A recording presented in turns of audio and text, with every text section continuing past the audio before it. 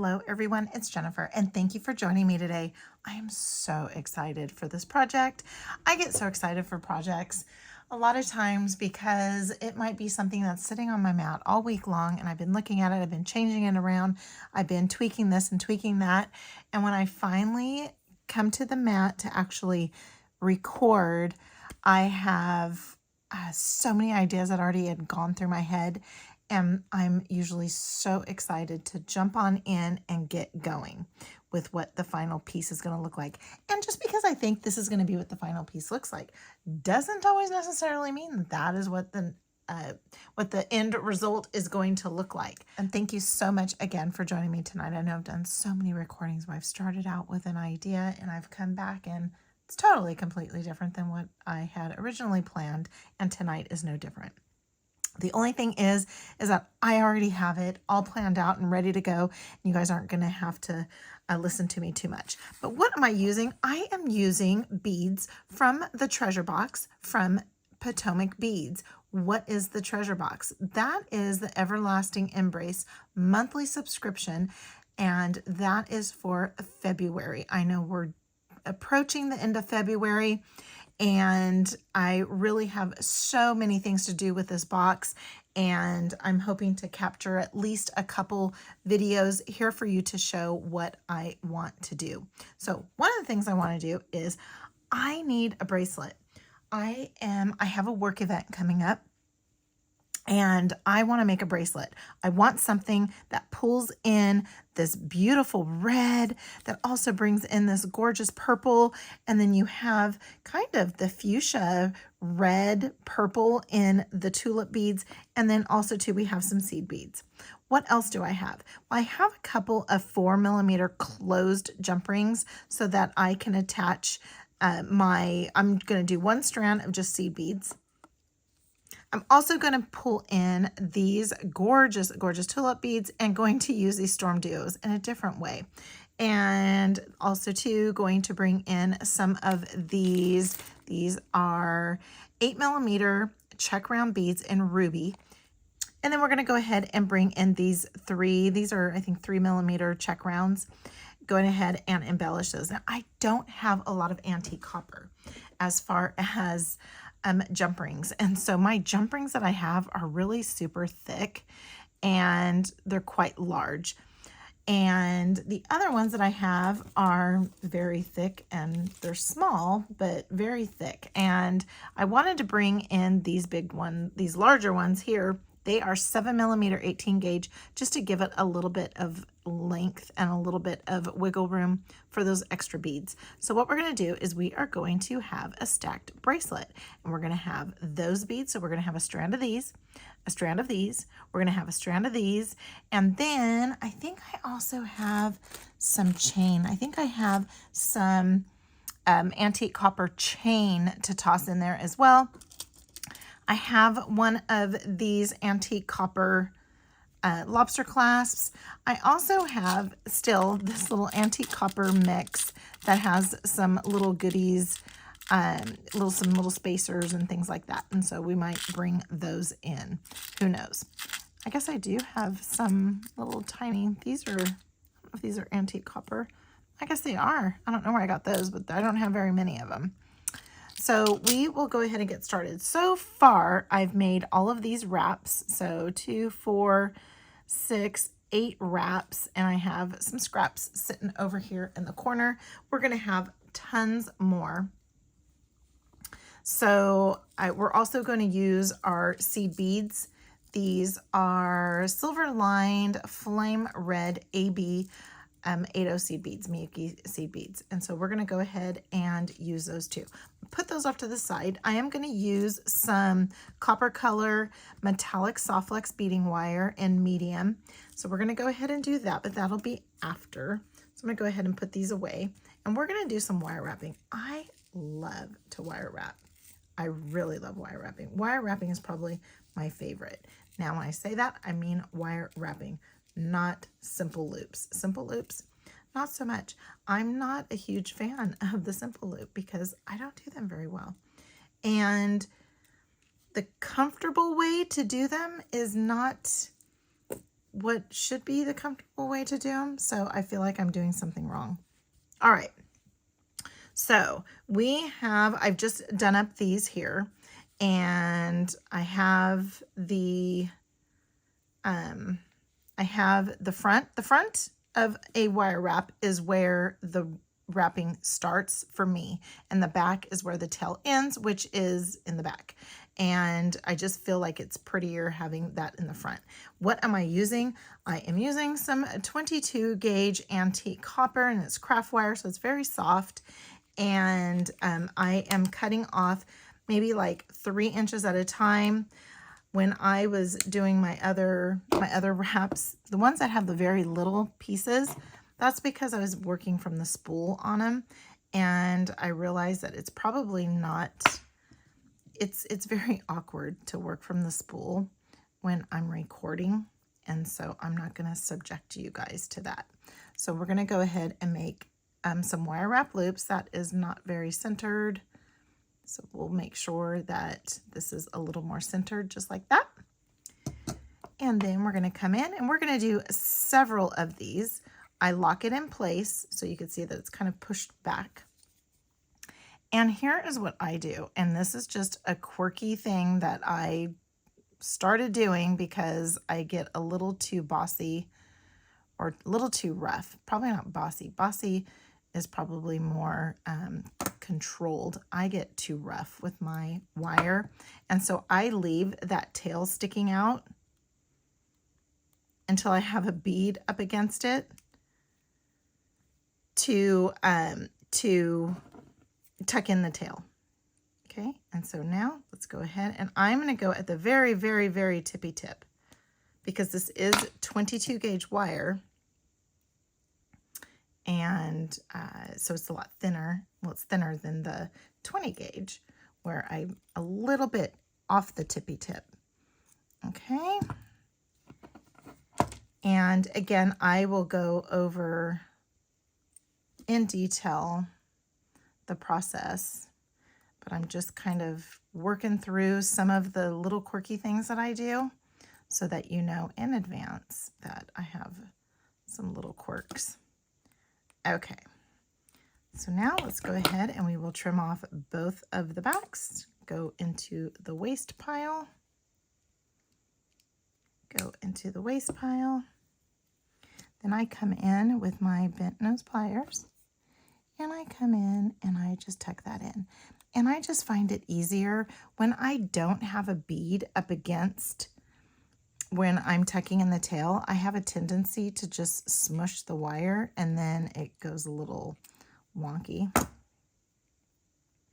Okay, so there is one there. Let's move that because this is what goes with this. Okay, so now what I need to do is figure out how many I need. Now, the width of this mat is 8 inches, and I know that I don't want 8 inches because I know I'm going to have a nice long, I have a nice long lobster clasp. Plus, not only am I going to be attaching, for example, so I'm going to be attaching everything together with probably a larger jump ring and then attaching it onto the lobster clasp. But I'm just kind of thinking that I might need 1, 2, 3, 4, 5, 6, maybe 6. We'll start out with 6 and see if that gives us enough. Okay. All right. So let's go ahead and I'm going to pull this up just a little bit so that you can see a little bit better. All right. Okay, so I'm just going to take about 3 inches. So I have about 3 inches of the wire. I'm going to come in with my chain nose pliers and give it a 90-degree angle bend. So I have that nice sharp bend, and that's why I use the chain nose pliers rather than I don't know if I ever use my round nose pliers to make that bend. But I was taught by using the chain nose pliers, and then I'll come in and just put my chain nose pliers over the tip, and then I just lock it in place so that now I can get a little bit closer, because you don't want your chain nose pliers to be sitting on top of the wire where the strands cross. Okay, and then I'm just going to wrap it around 3 times. I have a tendency to do 3 times. If I only go twice around, it's a mistake. I'm probably using a thicker wire. If I go around 4 times, then it is probably an error where I didn't do very well. Now, let's see here. We're going to go like that. And then we'll go like that. And then we'll go like that. Okay. So I'm trying to get, I don't want them all going in the same direction as far as the flower pointing in the same direction. And I'm going to come in, and I have one spot that I go to, that I'm going to for this project too, is I have a little mark that I marked. It's a little more than halfway. So I go in the middle, about the middle of the tip and that little mark. Now, for your round nose pliers, it might not be like that. If you look at these round nose pliers, they are, I really messed that up.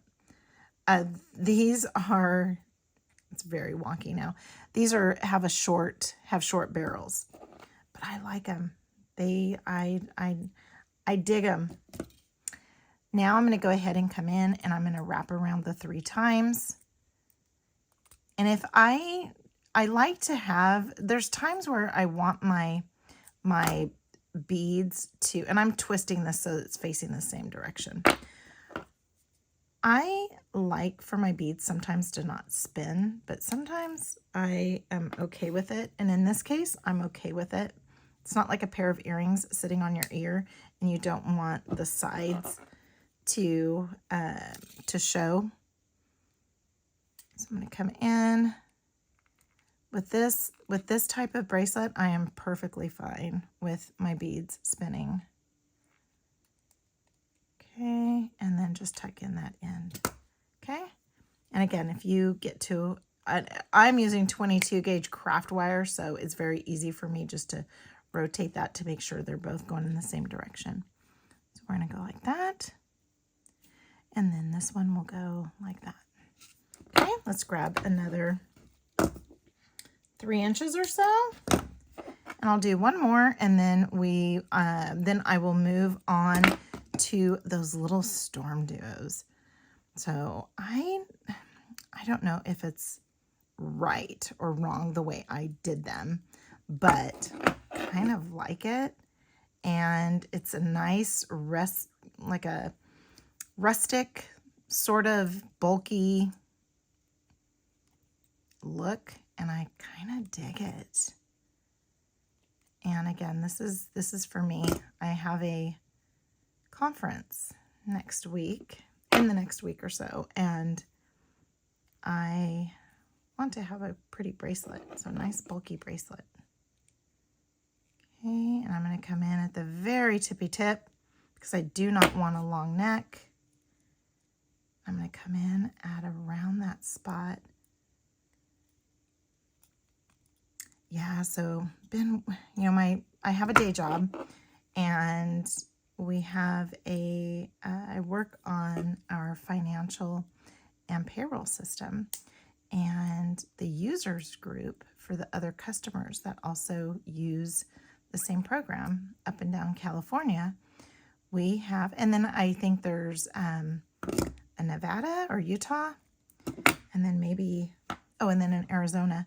And so we have sort of like a users group consortium of customers that we get together, and it's a big 3-day training conference, and I'm so excited. However, though, this is my 2nd year of being the chair for this conference, and I'm just feeling the pressure a little bit more this year than I did last year, which was my 1st year. But, it's kind of like, even after, I had our first child, And after the, oh, I guess I have one more. After the first child, so I go to have the second child, I was actually more nervous. You get more nervous because you know what's coming, right? And so I feel like I'm a little bit more nervous with this year's than last year's. And I don't know, there's, I think, 280 something attendees that are going to be there. So it's a little bit of pressure. I think it's over, gosh, I can't even remember how many sessions we have. We have 4 sessions or 4 slots with 5 sessions each. So if we're going to have 5 sessions, oops, I don't want to cut that yet. If we are going to have 5 sessions, there's 5 sessions per block, and there's 4 blocks. So that is what, 20 per day. So 20, 40, and the last one is only 3. So that is 20, 40, 20, 40, and then we have 55, 56. So 58, there's 58 sessions. Wow. Yeah, kind of nervous. But I get to see my beading friend, Vicky, that I've talked about before. And again, I didn't know for the first few years that I've known her, I didn't know that she did jewelry as well. So we'll be able to hopefully get together and do some beading. The only thing is it's so busy when we're there. So busy. All right. So again, not that much waste. Even pulling from the spool and not working directly from the spool. All right, and get that pinched down. Okay, and then it's gonna go like that. All right, okay. Now with these little guys, so we're gonna need 2, 4, and then we're gonna need 6, and then 8. And I still have some left over. Look at that.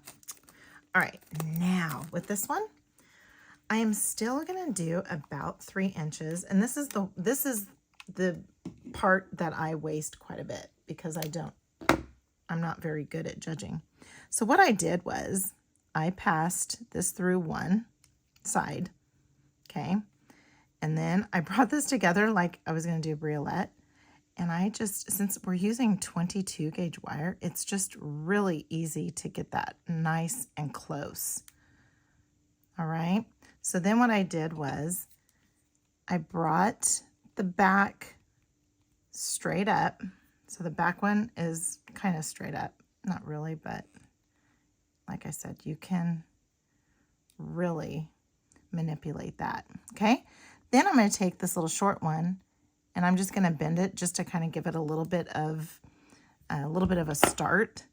And when I do this, I am just using my fingers and I'm holding down and I am just only going to go around maybe 3 times.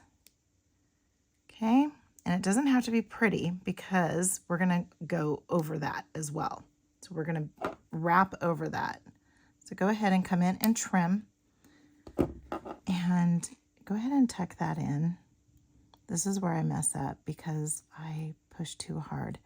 All right, so now what I want to do is I'm going to take the tippy tip of my chain nose pliers. This is where I don't know if this is right or not. Okay, so the front is that. So I'm coming in on the side, and here's the top of the wrap that I just made, and I'm just going to bend over because then it's just a straight bend. There's no extra neck. And then I'm going to come in with my round nose pliers in that same spot, form over, rotate my wrist, come back around. And when you look, it's very wonky. And so then I'm going to go ahead and do this. And when I do that, my loop is just sitting right on top of those wraps. So all I have to do now is come in, kind of lock that in place, and I can go and I have a nice bulky wrap. So I'm going to go down once, twice, and I think I went down 4 times just because, let's see, I think I went down 4 times. Okay, and you can see I really wonky this around, but again, you can just move it the way you want to. And here we go. Again, this is probably not right because I have now these storm duos actually have a second hole down here at the bottom that I'm not putting anything in. So I don't know if this is right or not, but this is what we're doing. So I'll do another one and then I'll do the rest of them off camera. And again, I have about 3 inches, and you saw I wasted quite a bit. So if you don't want to waste as much, and I come down, I don't go at the halfway because I only need this to go around a few short wraps, right? Okay, so I do that and then I come in, and again, having this 22 gauge, I'm not worried. I'm not going to break that bead with this, at least I haven't with this one yet. Okay, and then I'm going to bring that up so it's kind of straight up, and this one is going to just get bent down just a little bit just to help it. Okay, and then I'm going to go ahead and start wrapping, and I'm holding on, and I am going to wrap. And again, it doesn't end up being the most pretty wraps. Also too, I'm using my fingers. I rarely ever use my fingers for these. Okay, and again, it doesn't have to be perfect. You're not going for perfection on this. At least I'm not, because I want it to have that little bit of rustic look, because these colors just shout, well, I'm using antique copper, so it just shouts rustic. Okay, so now again, there's my wrap, my 3 wraps. And so I'm going to go ahead and add my, so here's the front. So I'm going to go ahead and add my chain nose pliers where those wraps are and just bend over so that I have no additional neck there. I'm going to come in with my round nose pliers and go ahead and form, rotate, push to the back. And when I do this, that loop just sits right on top of the wrapping that we've already done. And now we can go ahead and wrap around. Again, I don't know why I'm using my fingers.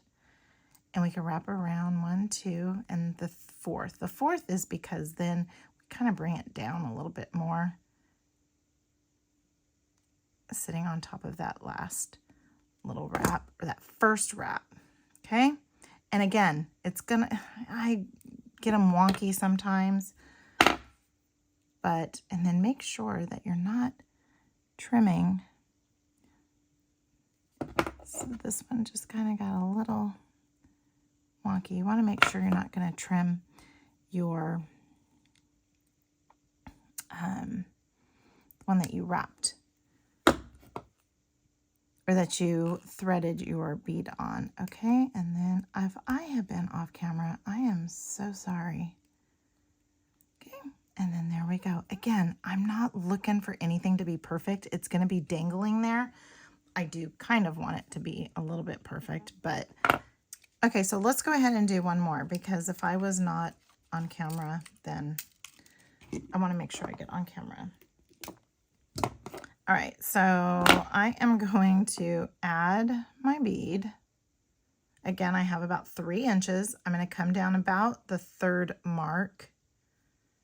Okay, and then I'm going to go ahead and just get that as tight as I can up against that bead. Okay, I've got this real wonky, and I'm going to turn the top one around so it's kind of straight up. It's not really straight up. Let's go ahead and get that a little bit better. Okay, so that's a little bit straight up. This one here, we want it to be turned. Again, I'm probably off. We want it to be turned a little bit. Now, if you want to, you can very easily get your chain nose pliers in here, just like that, and go ahead and wrap around your 3 times. Rather than just using your fingers.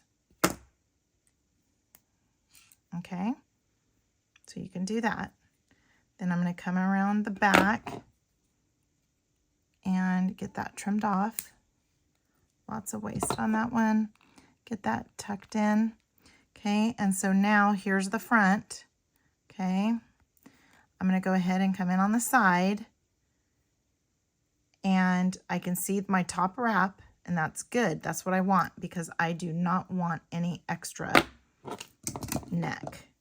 And I'm going to come in with my round nose pliers, and I am going to form over the top.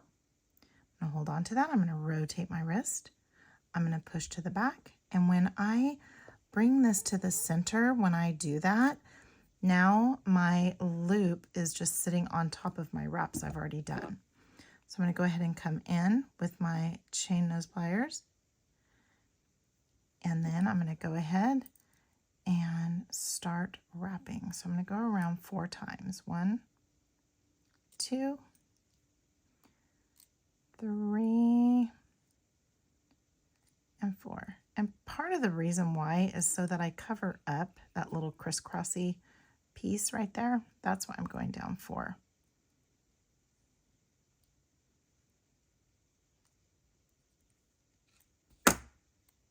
Okay, and so that's what we end up with. So you can't tell, I mean, you can tell, you know that there's extra wraps underneath because it's a little bulky, but I really like this. Okay, and then I'm going to tuck this in. Always tuck in that little piece. You're really not finishing off your jewelry if you're not doing that. Well, I mean, you don't have to if you don't want to, but all right, so let's go ahead and I'm going to finish this up. I am going to do a little bit more of these so that, and it's probably going to be about the same amount now that I'm looking at it. So we have 1, 2, 3, 4. So we'll have 4 more. Okay, so if these can be like in the same, like that, that will be absolutely perfect. All right. So let me keep on going and I will come back when I get close to the end. So let me show you what I'm going to do with these little 3mm rounds. Is I am going to put them on this head pin. And this is a real, it's thin. And so what I'm going to do is I just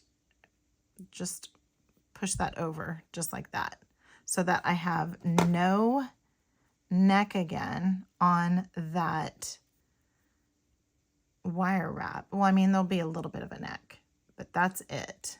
Okay. Then what I'm going to do is I am going to wrap it around. I'm going to lock it in place first. And I'm actually only going to go 2 up and 2 down, or 2 down, 2 up, however you want to say it. So I'm only going to go 2 down. Yeah. So we'll do 2 down away from my right hand and then go 2 back up. And these head pins are kind of funky. They're very springy. And so I have to like over exaggerate it just to, yeah. So then we have nice bulky wrap. Again, that's what I'm going for. So if bulky isn't your thing, that's okay. Go ahead and do your normal wire wraps. I just wanted to bring in this vintage look. And that's what I did. And I did the same thing where I added a jump ring in between and put one dangle on one side and one on the other. So I'm going to finish this up and I will come right back. Okay, so now we're back and I have done up all of my little dangles. Then when I did those beads up, they are a little bit shorter than the tulip beads, but not enough to add another one. So what I'm going to do is add another jump ring and 2 more dangles onto each end, and that will give me the length that I need.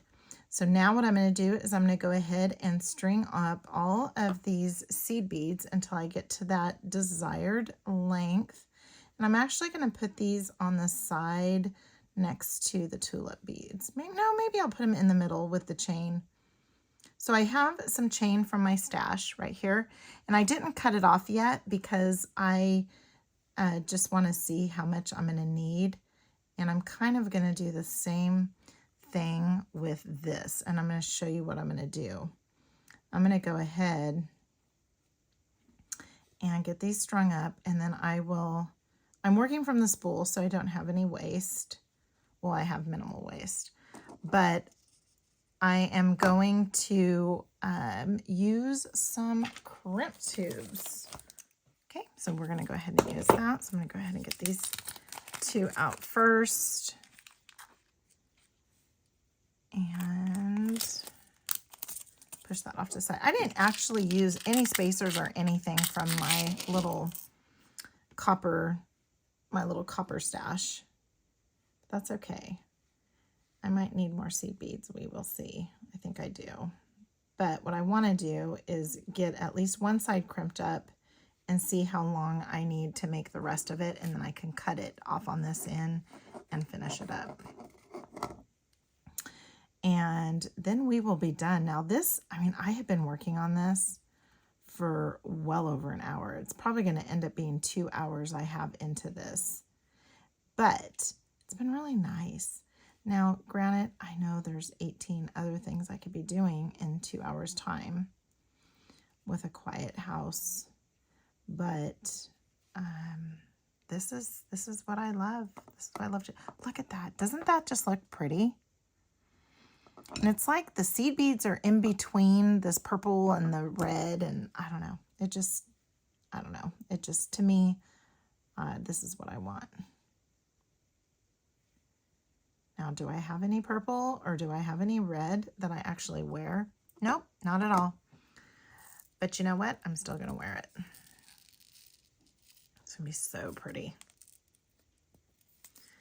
All right, so we are just stringing along, and we will get this all finished up. So this will be a pretty, pretty labor.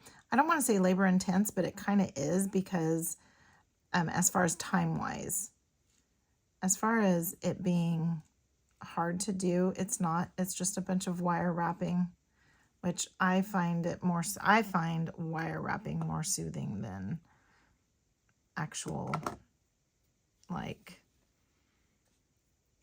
simple loops. Again, I'm not a simple loop fan, but sometimes they're necessary. All right, so I kind of want that to be about there. That's actually probably about right.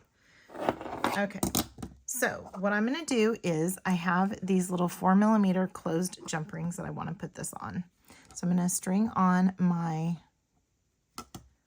crimp tube first, then my closed jump ring, and then pass this back through and get that back through.